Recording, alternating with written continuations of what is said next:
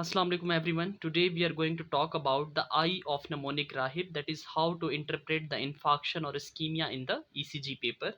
Let's recall the leads of the ECG first. Lead 2, 3 and AVF shows the electrical activity of the inferior wall of the heart, and lead V1 and V2 are more sensitive to the electrical activity of the septum, interventricular septum, and V3 and V4, these two leads are responsible or more sensitive to the electrical activity of the anterior wall of the heart, and V5, V6, lead 1 and AVL. These four leads, two chest leads and two limb leads, are responsible or more sensitive to record the electrical activity of the lateral wall of the heart.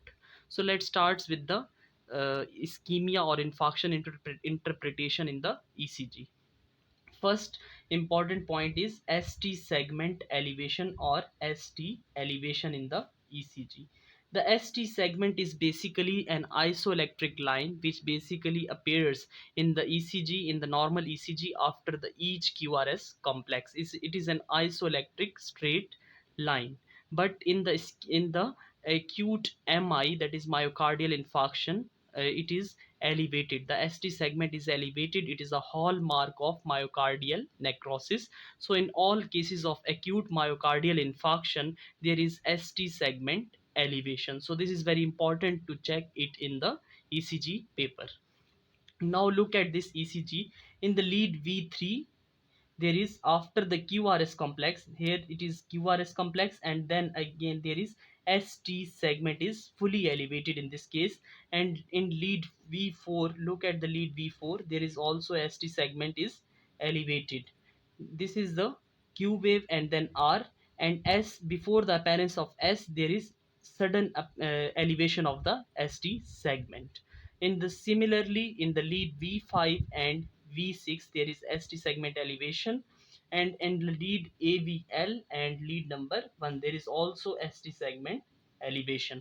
So this ST segment elevation shows the acute myocardial infarction in the ECG leads. Is basically the ST segment elevation. Now where the diagnosis in this case is, as we have discussed, that lead V3 and V4 shows the anterior wall activity, and lead V5, V6, AVL and lead 1 shows the lateral wall activity.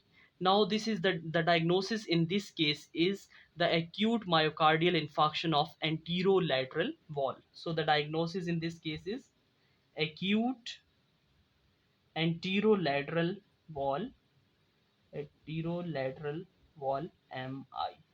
So this is the diagnosis in this case. This is how we interpret the infarction in the ECG paper. Now come to the next ECG. In this ECG, as you can see, there is ST segment depression. In the lead V3, after the whole QRS for complex formation, there is depression of the ST segment, and then there is a formation of T wave. Similarly, in the lead V4, after the whole QRS complex, there is depression in the ST segment and then formation of T wave.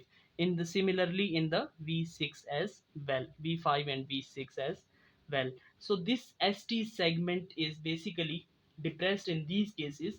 It is depressed in cases of myocardial ischemia, myocardial ischemia, in subendocardial MI, endocardial MI, also known as non-ST elevation MI, that is non-STEMI, non-ST elevation MI, and it also in some cases of hypokalemia, that is decreased level of potassium. So this is the case of ST segment depression.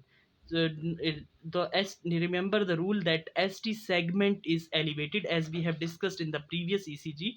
It is considered clinically significant when it is elevated more than 2 millimeter, that is more than two small boxes. If it is elevated more than two small boxes, then it is clinically significant in the chest leads.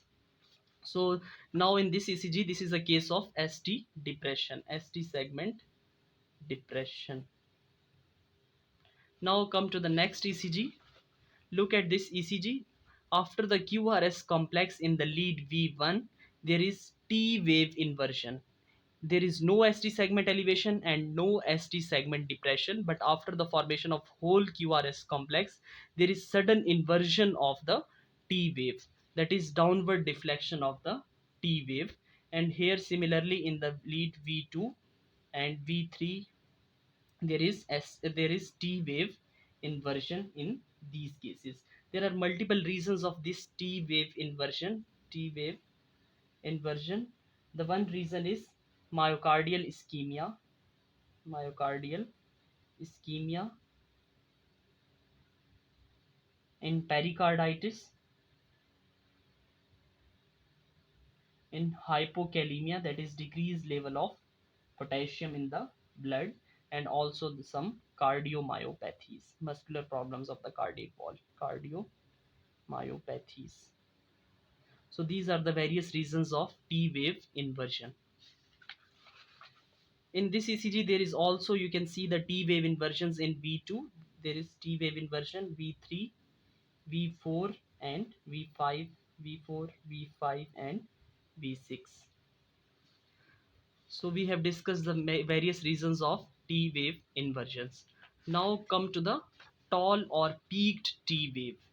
As you can see here, there is very tall or peaked T waves. Tall or peaked T waves. The reasons for these tall or peaked T waves are various. There are multiple reasons. The most common reason is it represents the very early stage of MI, very early stages of MI before the true infarction occurs, and it is also elevated or tall or peak T waves in increased level of potassium, that is hyperkalemia, and sometimes in increased level of magnesium, that is hypermagnesemia. So we have discussed that how to interpret the ischemia